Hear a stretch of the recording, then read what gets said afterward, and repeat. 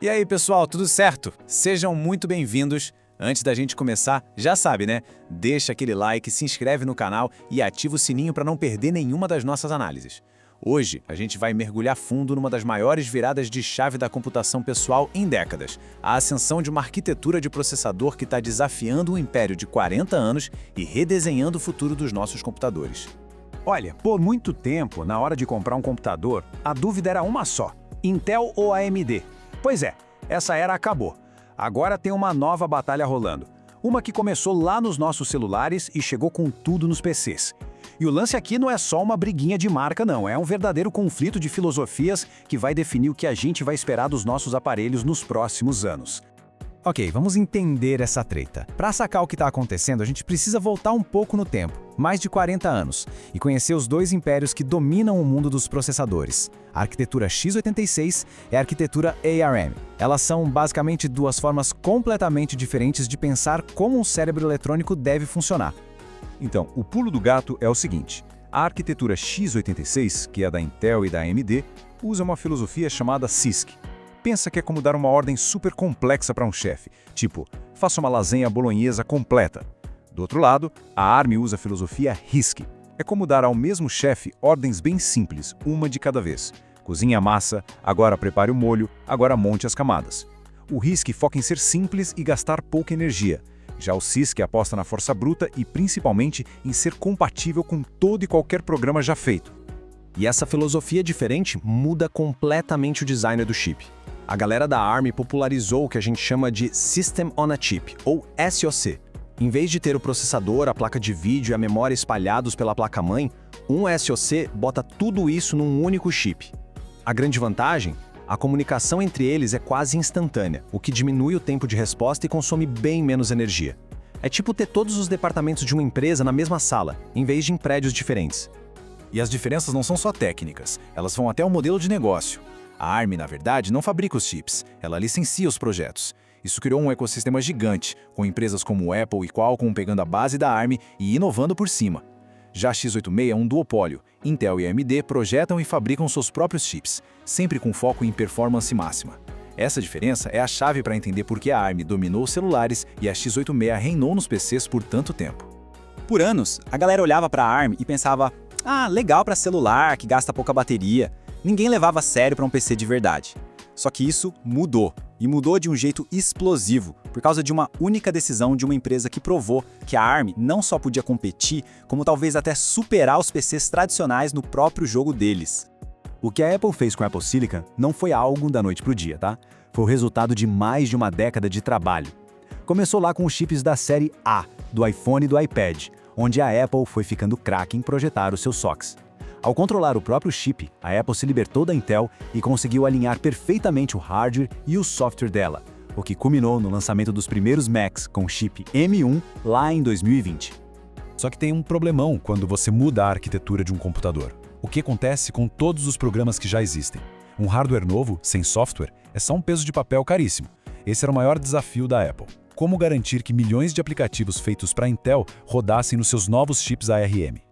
A resposta da Apple foi uma peça de software que é quase mágica, chamada Rosetta 2. Ele é tipo um tradutor simultâneo que converte o código x86 para o chip M1 entender em tempo real.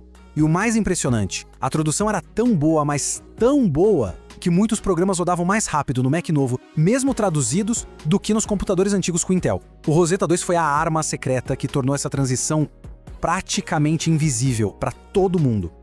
Uma das maiores sacadas do Apple Silicon é a arquitetura de memória unificada. Basicamente, a memória RAM fica dentro do mesmo pacote do chip, criando um reservatório único de memória super rápida que a CPU e a GPU usam juntas. Isso acaba com os gargalos e acelera muito as tarefas. Além disso, eles combinaram núcleos de altíssimo desempenho para tarefas pesadas, como núcleos de alta eficiência para tarefas mais leves, o que deu um salto absurdo tanto em performance quanto na duração da bateria. O sucesso estrondoso da Apple foi um soco no estômago de todo o ecossistema Windows. Intel, AMD, Microsoft e todos os fabricantes olharam e pensaram: opa, o negócio é sério, a gente precisa de uma resposta e rápido. Só que a jornada do Windows no mundo ARM já era longa e bem complicada. A primeira tentativa da Microsoft, lá em 2012 com o Windows RT, foi um fiasco total. O maior erro? Como a citação diz, a falta de um tradutor, um emulador, para os programas clássicos do Windows foi o golpe de misericórdia. A Microsoft aprendeu da pior forma que a compatibilidade com o que já existe não é algo que se possa ignorar. E eles aprenderam. Aos poucos, a coisa foi melhorando. O Windows 10 em ARM já conseguia traduzir programas antigos de 32 bits. O Windows 11 melhorou isso e passou a rodar programas modernos de 64 bits. E agora, com a atualização 24H2, a Microsoft lançou o Prism, um motor de emulação novinho em folha, projetado para ser a resposta direta ao Rosetta 2 da Apple. A promessa é um grande salto de desempenho. E essa busca toda por desempenho, por performance, me lembra uma coisa. Sabe onde a performance é absolutamente crucial também?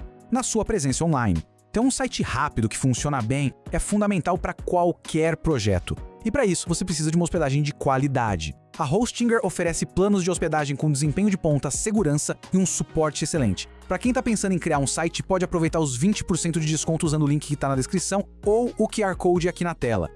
Beleza, de volta à nossa briga de gigantes. Com Microsoft e a Qualcomm finalmente entregando uma plataforma competitiva, o campo de batalha de 2024 está pronto. Uma nova onda de notebooks com chips ARM, os tais Copilot Plus PCs, chegou ao mercado. Bora ver como eles se saem contra os rivais veteranos da Intel e da AMD. Essa tabela aqui dá uma visão bem clara do cenário atual. Olha só, o novo Snapdragon X Elite da Qualcomm tem uma performance multicore muito forte. Ele está competindo de igual para igual e às vezes até passa os chips da Intel e da AMD. O M3 da Apple continua sendo um monstro, principalmente em eficiência. O ponto-chave aqui é que a ARM não é mais só sobre economizar bateria. Agora ela está na briga pelo topo do desempenho e ainda com a vantagem da eficiência. Mas é aqui, gente, que a diferença vira um abismo. Duração de bateria. Esse gráfico mostra o tempo de reprodução de vídeo e os números são absurdos. Notebooks com chip ARM, seja da Apple ou da Qualcomm, estão entregando entre 16 e 22 horas de uso. Os concorrentes x86 ficam bem para trás. Isso não é uma melhoriazinha não, isso muda completamente a experiência de usar um notebook. Então, para quem está aí pensando em comprar um notebook novo, o que tudo isso significa na prática? As vantagens dos PCs ARM são claras. Uma bateria que dura o dia todo e mais um pouco. Máquinas fininhas, leves, que não fazem barulho e ligam na hora. As desvantagens, porém, ainda existem. Alguns programas mais específicos ou antigos podem não rodar bem, e para quem curte jogar no PC, o ecossistema ainda está bem atrás, com problemas de compatibilidade e desempenho. Com esse cenário todo, a pergunta que fica é: e agora? Para onde o mercado de computadores está indo? Essa competição toda está moldando um futuro bem diferente do que a gente viu nas últimas décadas.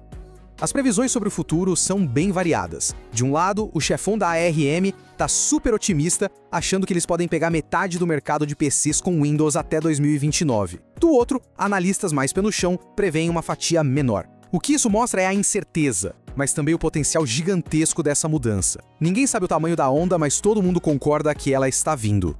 E a conclusão mais provável é essa aqui. A gente não vai ver uma arquitetura aniquilar a outra. Pelo contrário, o futuro do PC parece que vai ser híbrido. A escolha entre ARM e x86 vai ser cada vez mais uma questão de qual se encaixa melhor no uso específico de cada pessoa. E aqui a gente vê como essa divisão deve acontecer. A arquitetura ARM provavelmente vai dominar nos notebooks, onde mobilidade, bateria e as novas funções de inteligência artificial são prioridade. Enquanto isso, a x86 vai manter a sua força nos desktops de altíssima performance para jogos, nas estações de trabalho que precisam de poder de fogo máximo e em empresas que dependem de programas mais antigos e específicos.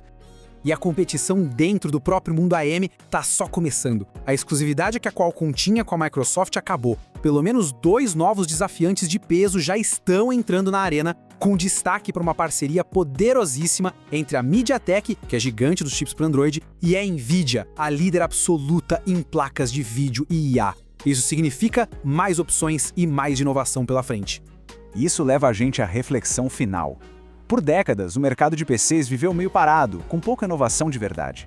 Agora, com essa guerra de arquiteturas de volta, com Apple, Qualcomm, MediaTek, Nvidia, Intel e AMD brigando em várias frentes, a corrida por mais eficiência e mais desempenho está mais quente do que nunca.